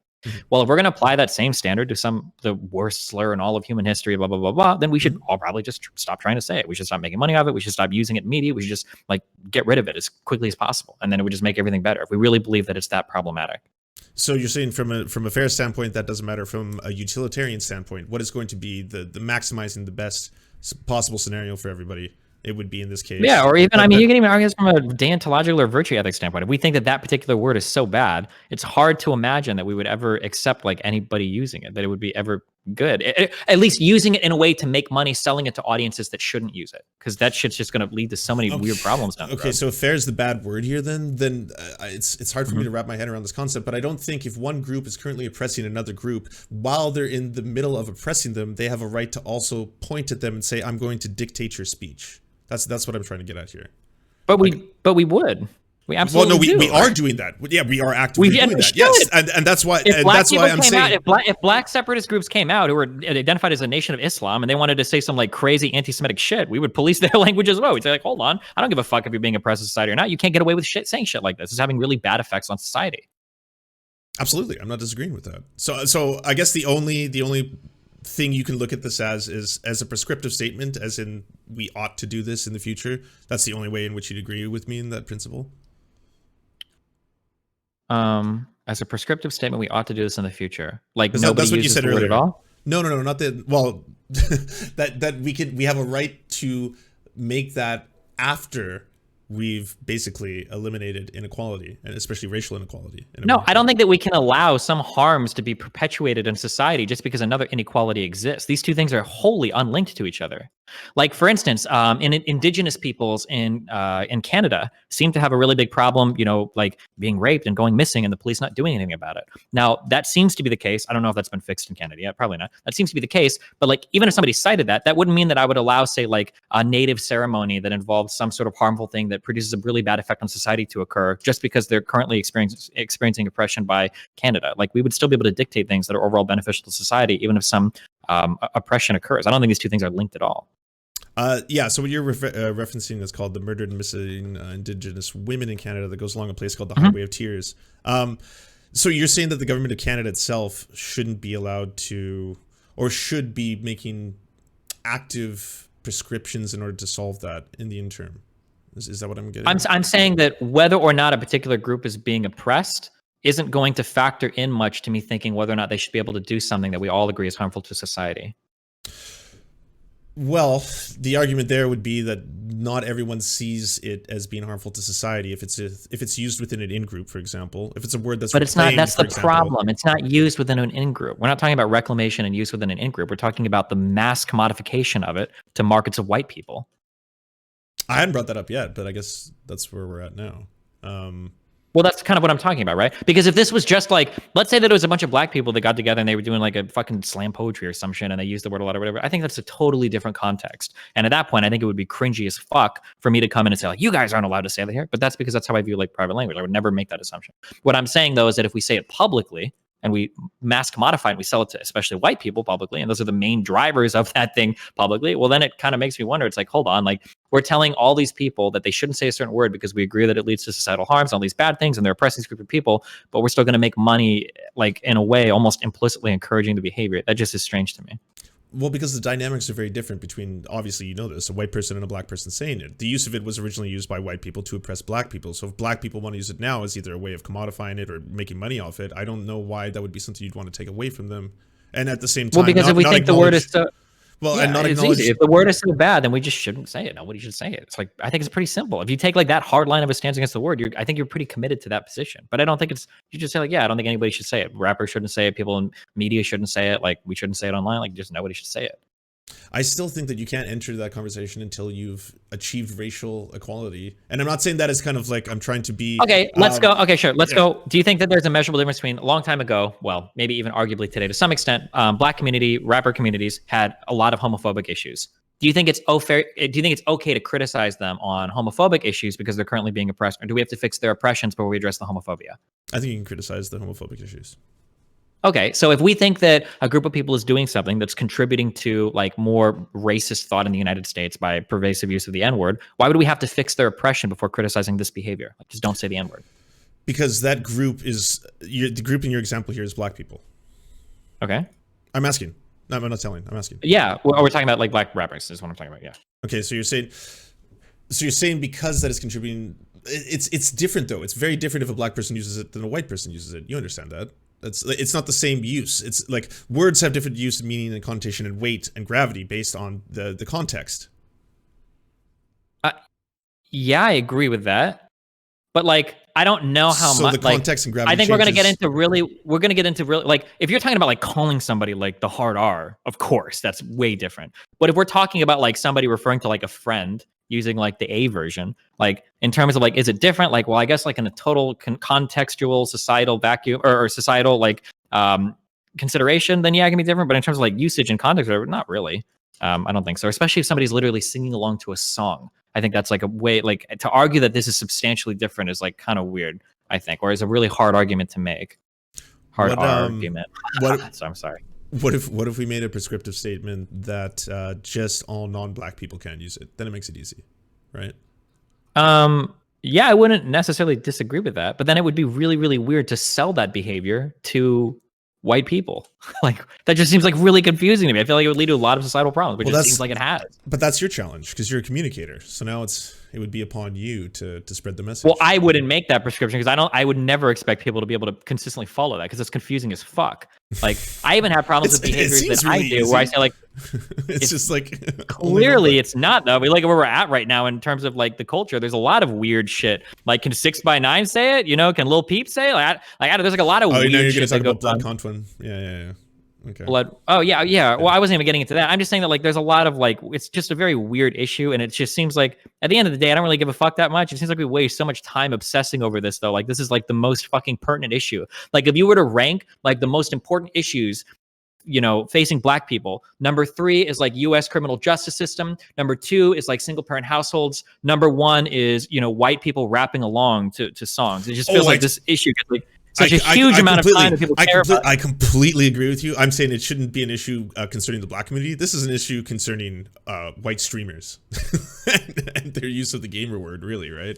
It's not. Well, their no, ultimate not even actually. Sometimes it's literally community. just like because you see like I think that Vogue editor girl. Do you remember the Vogue editor, the teen Vogue editor that came on, the head editor, and she got kicked out because of some dumb Asian tweets she made when she was 17? No. You follow this? Okay, they're stupid. But one of the people that canceled her, now she got canceled because I think when she was 15, she tweeted out like calling somebody like my N-word, the soft A or whatever, right? I don't know. It just like, and people get really fucking mad about this shit. It just seems so stupid. I don't know. I just think that like if I think that my position is like pretty consistent. I think that if a word is so absolutely fucking horrible that it's causing all these problems, then just nobody should say it. We shouldn't be selling it. It's really confusing to sell it. Like everybody's gonna have like disagreements over other shit. And if we think that they can sell it, well then we probably should just look at like how words are used, like we would with everything else. Like every other single word in the English language, every single one we look at how they're used. Like some people use different words to refer to black people that are really bad. Some people, you know, use words in ways that they aren't that bad. You know, like I can hear some people say like, oh, like this guy, you know, acts like a thug or whatever, and it's like okay, maybe. But then if I hear like Fox News talk about like thugs and gangsters, well now I'm looking at it a little bit differently. You know, I think we do that with every other word in the English language. I think it's generally pretty obvious when somebody's being racist, but I don't know. That's how I view it. By the way, the people in chat, I guess, who are here from DGG telling me that I want to censor all language. I don't. I'm not trying to control or police personal speech. That's not what I'm here for. Like both me and Destiny are public figures. That's why I'm bringing this up. Can I ask you one more last thing? Yeah, you can ask anything you want. I'm gonna bring up your other favorite topic, and that's Kenosha. Yeah, what about it? Okay, so you said a couple times on the record that you don't think that, or you don't think it's fair. Again, tell me if I'm not strawmanning you correctly here. Steelmanning you here correctly.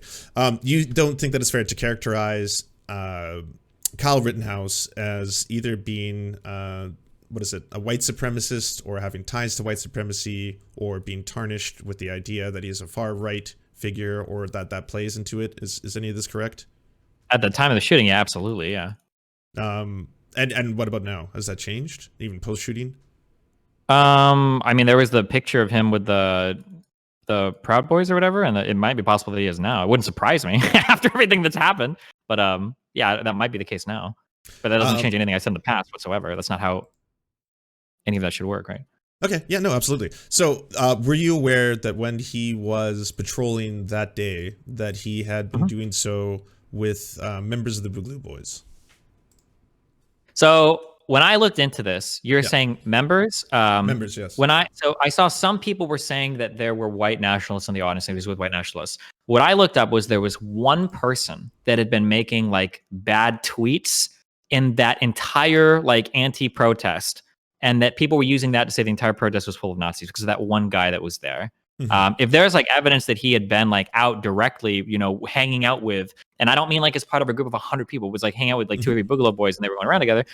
Yeah, I would have been warmer to that argument, but that data didn't seem to exist at the time. Sure. It's totally possible that some more stuff has come out and it's like, oh yeah, he probably was a white nationalist at the time. Sure. Okay, so he was patrolling that day with a man named Ryan Balch, according to the. Oh, this is the guy that I'm talking about. Yeah, I don't consider that. Okay, yeah. so they were patrolling together. So whether or not you accept the fact that Ryan Balch is a white nationalist would be another topic, right? But yeah, I don't know if he is. I know they did a lot of associating stuff, but like, I don't think him just being in a group with that guy. Like, I don't think these guys were close friends or anything. Like, right. So the implication from the Southern Poverty Law Center article on the subject shows the two of them one-on-one, basically patrolling as a team, like the two of them, right? In the photos that they have of the two of them. Sure. Yeah, but that still doesn't speak to anything at all about their friendship. I'm sure that, like, especially in my canvassing event, you can probably go find me like one-on-one chatting with a ton of people. I don't endorse or subscribe to the political views of all those people, not even remotely close. And I would never try to say that like somebody is a Nazi or white nationalist or whatever just based on one person they patrolled with. Like, I would need to see some sort of pattern behavior, especially because he's like 7 years old. He must have tweeted or Facebook something. Like, I would expect I agree. Okay, but you can start at the beginning with Kyle Rittenhouse, right? Obviously, you know that he's a Trumper, so he was always that. He was very pro-cop, right? He had already LARPed around as a police officer. You'd seen him posting both the thin blue line and the Blue Lives Matter things. And neither of those are alarm bells to you at all. None of this even remotely moves you to white nationalism or Nazism. Yeah. No. I'm not saying this in and of itself paints him as a white nationalist or a Nazi. But you understand both that the Blue Lives Matter movement and the Thin Blue Line movement, those are far right to right wing reactionary movements to the Black Lives Matter movement, right? Yeah, but a ton of people, because people on the right aren't dog shit at their messaging, a ton of people get caught into these movements that aren't like white nationalists or racist or whatever. My mom sure is fucking Blue Life Matter or Blue Lives Matter, Thin Blue Line. But then again, I guess a lot of your community probably thinks my mom is a white nationalist. But yeah, no, I don't think that like being pro cop or whatever for a lot of these smaller communities especially makes you a white nationalist. I don't think so. I don't think that even gives an inkling of a leaning into that. Right. So I don't even know if I would say that like most of these people are far right. They might just be standard conservatives, but. Sure. So, but you understand the connotations behind using that kind of imagery, right? Using the Thin Blue Line, using the Blue Lives Matter imagery. That organization specifically tried to turn violence against cops into hate crimes through legislation. Like, that's one of the things that they were trying to push for. Okay. So that's still not getting any closer to white nationalism, but they absolutely. might have. Okay. I'm not. None of this is like smoking gun. All right, yeah, I got you. I got you, Destiny. It's over. I'm willing to bet that the majority of people that follow it probably don't know that. But sure, go ahead. Sure. Well, the actual imagery of itself has been so co-opted by extremist movements that people in Canada aren't allowed to use it if they're members of government. Like, you can't, as a police officer, use Thin Blue Line, Punisher Blue Line, any of that imagery anymore, because now it's been co-opted by extremists. So it's gotten to that point.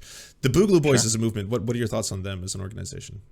I honestly don't. I think I read, no, because I mix them up with the Proud Boys a lot. I don't know anything specifically about the Boogaloo Boys.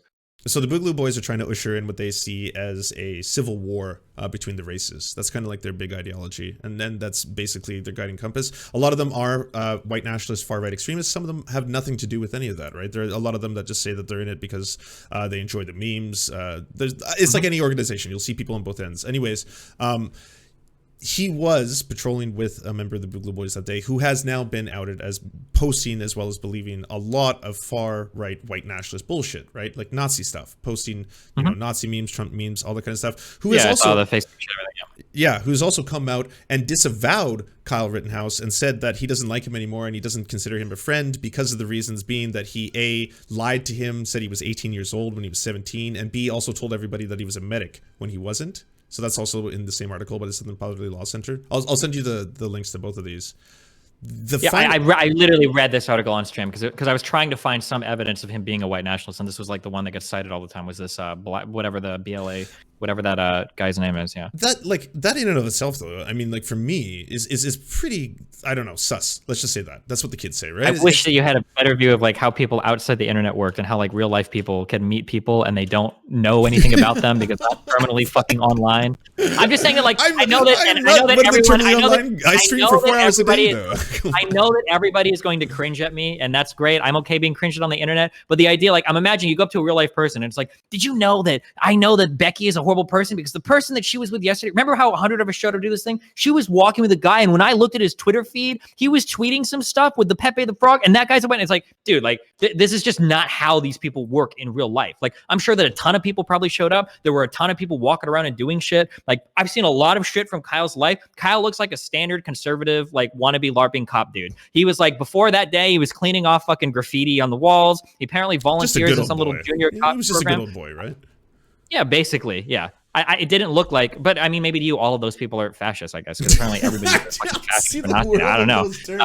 I think that there's like an important distinction to be made between like this guy is a fucking white nationalist versus this is like a good old boy, country boy that just fucking loves cops and like is whatever dumb shit. Okay. Well, what about very recently when he went to a fucking bar and then hung out with the Proud Boys doing the OK symbol, like the white power symbol, explicitly in the photos. Sure.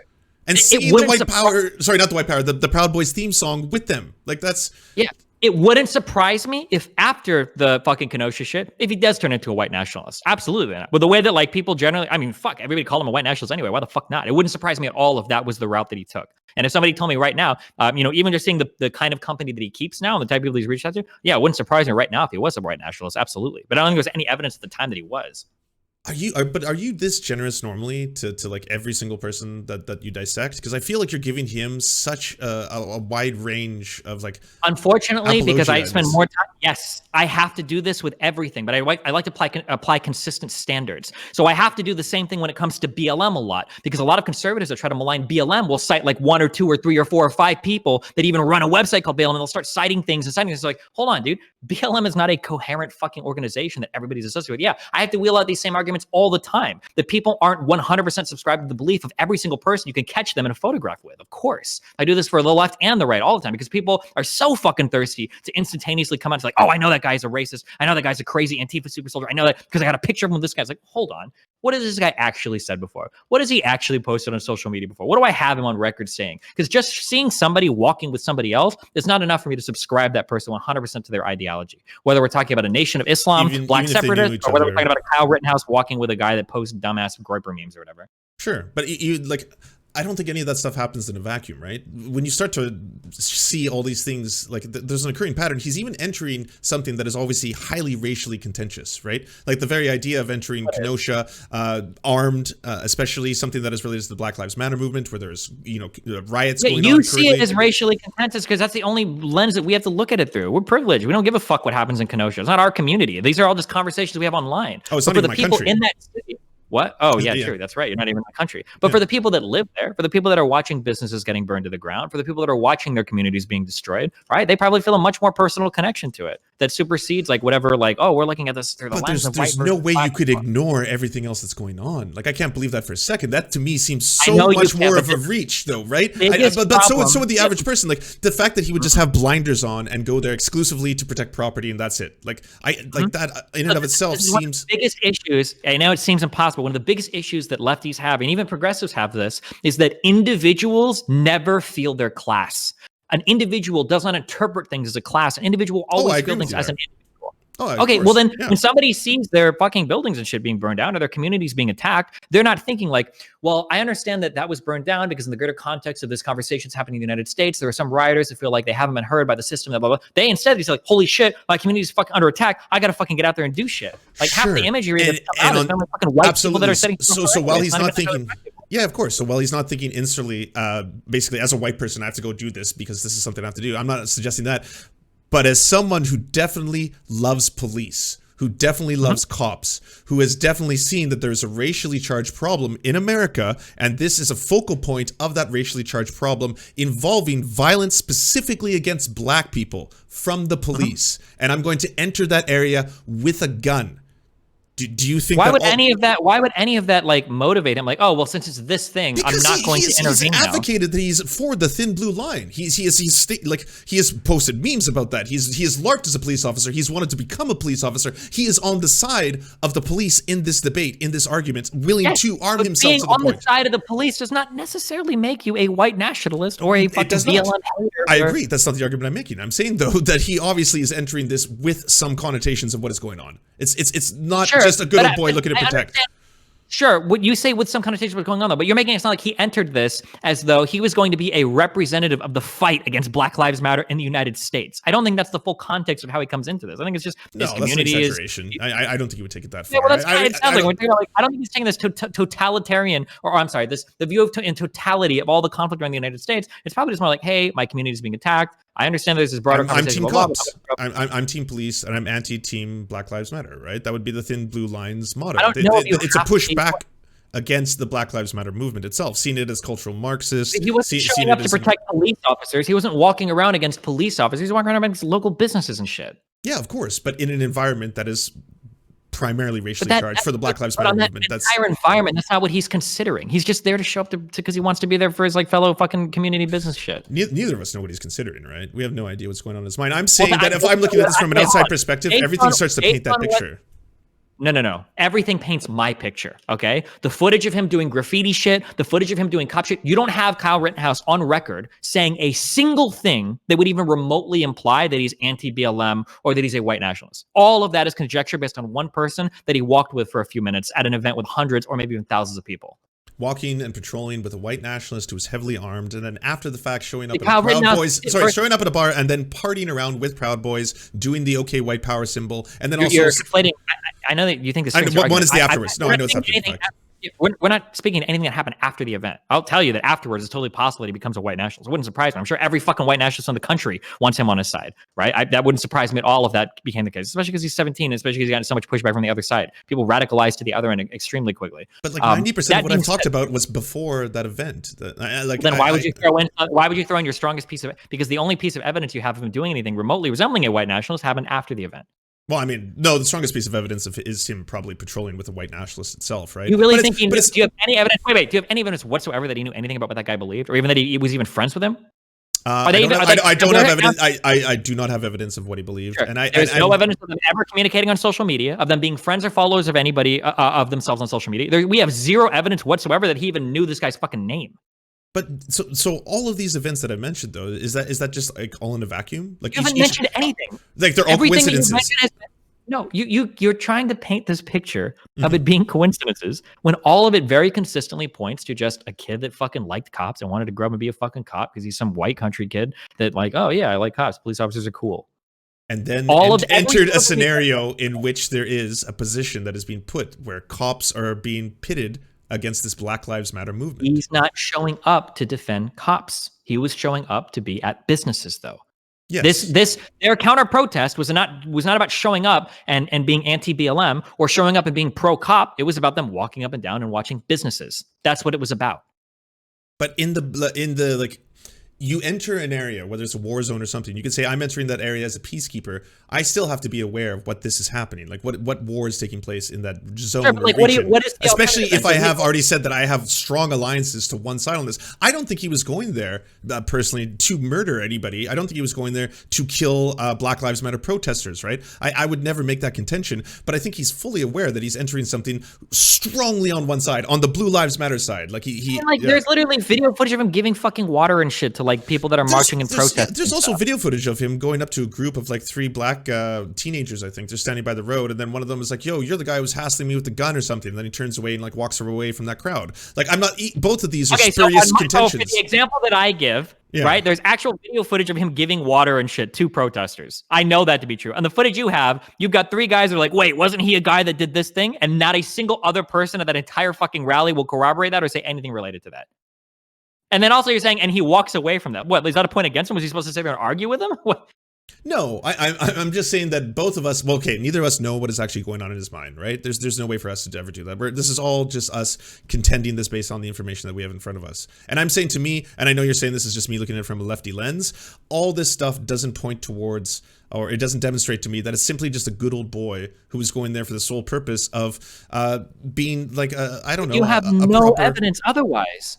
Other than the fact that do you know who else marched with that guy? What about the fact that BLM and the Boogaloo Boys fucking, have marches together and shit? I don't understand why we would like cite this one guy walking with this one other dude when we don't even know if they know each other. Because he is an actual white nationalist. That's why. It's like, it looks really bad. But we don't even know if they know each other. We don't know if they're friends. We don't know if Kyle knows this guy's name. I think that's a bit far. The statements after the fact said he doesn't like him anymore because of the fact that he thinks he lied to him. I think they knew each other. And even if not prior, they knew each other during that event. Do you think that guy being a white nationalist came up at the event?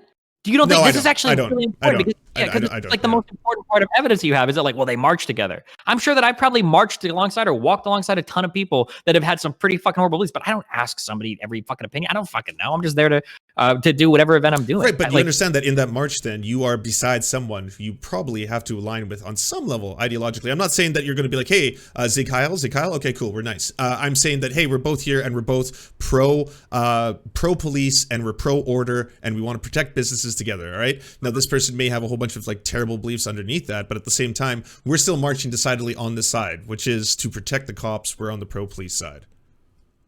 Sure. I don't think that's necessarily bad. I'm sure there are some things that we all have in common with Nazis. I'm sure there are some things we all have in common with tankies. Like, we're going to find common ground on some issues in some places with literally any fucking human on the planet. Okay. That was all I wanted to present to you. I didn't know if you knew about all that stuff. I didn't know if you knew about all those facts. I went looking for it a ton because a lot of people made the claim, but that one guy, and I'll push you again because you said, because I sure. corrected you once and then you re-corrected me. You said Boogaloo Boys multiple times. That is the only guy that I ever saw an article being published about that was a white nationalist in that body. Oh, sure. I can see the other one. There's 32 other Boogaloo Boys who were present that on the okay, there might have been others that came out. Okay, that's cool. I didn't know that. But I've never seen any article linking this guy with Rittenhouse ever, other than the fact that supposedly they were walking around a little bit together. But there was nothing linking them as being friends. There was no propaganda. There were no racist memes or anything that Rittenhouse had ever published on any of his social media anywhere. I'd never seen any Sig Heils, anything whatsoever. And Rittenhouse, a dumb fuck 17-year-old, so it feels to me like if that would have existed, then he probably would have posted it somewhere. That would be my guess, because we got a whole bunch of other crazy weird videos. We got a whole bunch of he was no angel videos posted about him being involved in other random things. But you mean he beats up women? Yeah. Well, I don't know if it was he beats up women, but the video that was posted. Oh, so wait, do you subscribe to the he was no angel argument too now? Because no.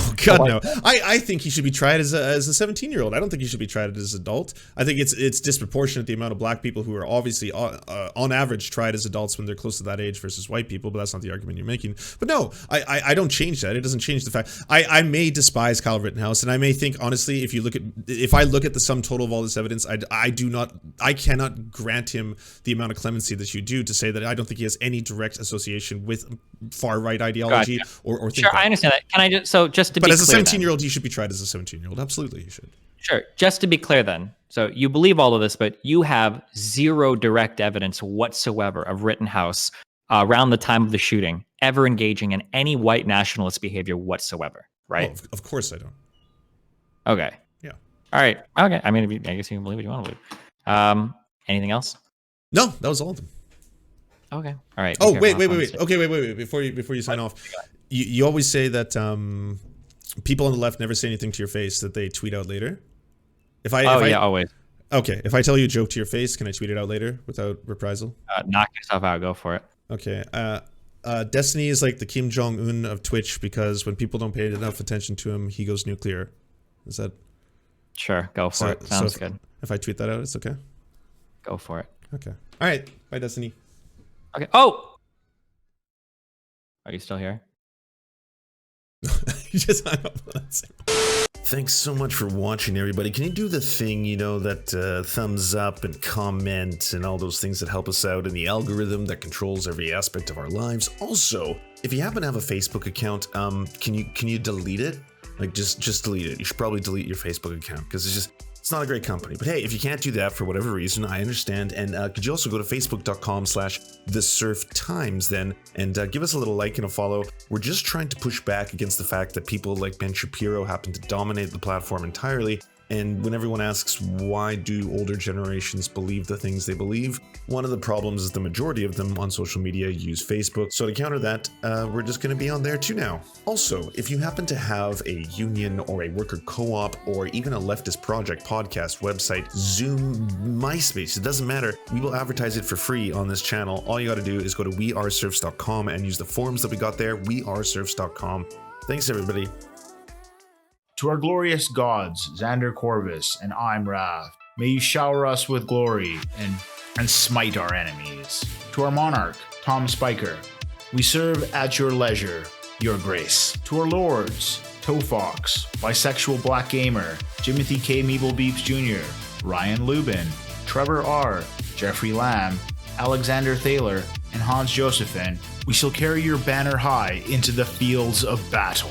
To our Knights of the Round Table, Timothy Hart, Trevor Janis, Lemmy 101, Anthropophagic, Saren 42, Chronic de Hemphog, Gail Kotka, The Great Pudini, Bone Jenny, Catherine, Radical Maniac, Ramon Acosta, Incosin, J. Fraser Cartwright, Thomas Barrington, Jimmy Bignuts, Violent Orchard, Sophie Baby, Political Puppy, Andreas Chitoro, Goofalankius, Zach Christensen, Nicholas Marks, Yopi, Josh Mickelson, Melissa Murphy, Todd Buckingham, Todd Lajeunesse, Constance Joyce Lacheris. We lift our glasses of ale and we salute you.